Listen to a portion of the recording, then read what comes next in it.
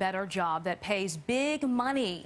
But do those subway ads by for-profit schools really deliver? Tonight, the I-Team's Paisley Chang investigates.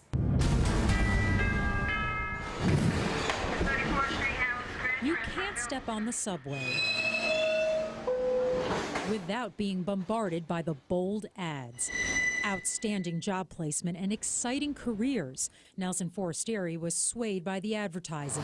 He signed up for ASA College in Midtown so he could make a better life for his family. I wanted to get the degree and then be able to work as an entry-level accounting job, get out of driving a cab. When he graduated, he says the only jobs he could land were low-level minimum wage jobs, jobs that he could have had without his degree.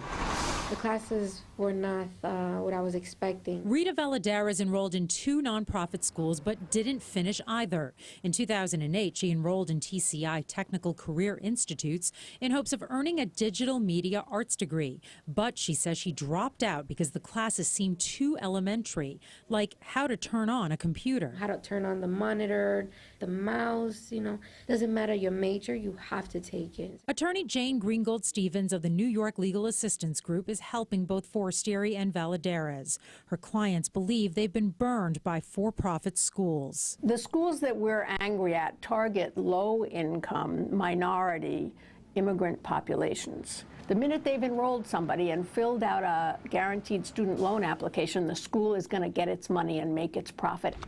According to the National Center for Education Statistics, 95% of students at ASA College and TCI receive financial aid in the form of loans and grants.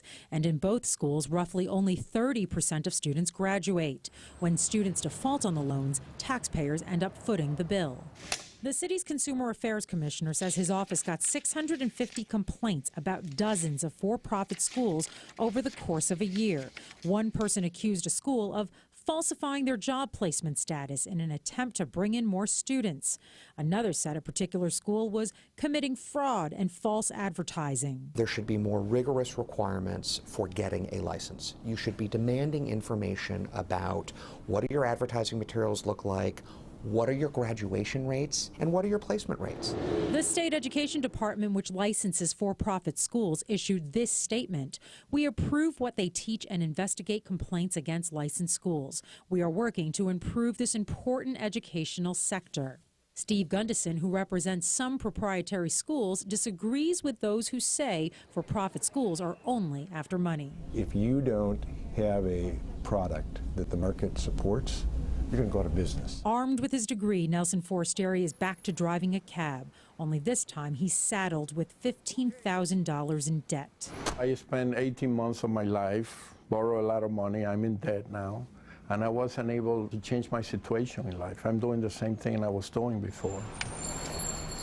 After repeated phone calls, ASA College told us they don't comment on student complaints. TCI issued a statement saying that their curriculum prepares graduates for both additional higher education and/or gainful employment. In the newsroom, Paisley Chang, News 4 New York.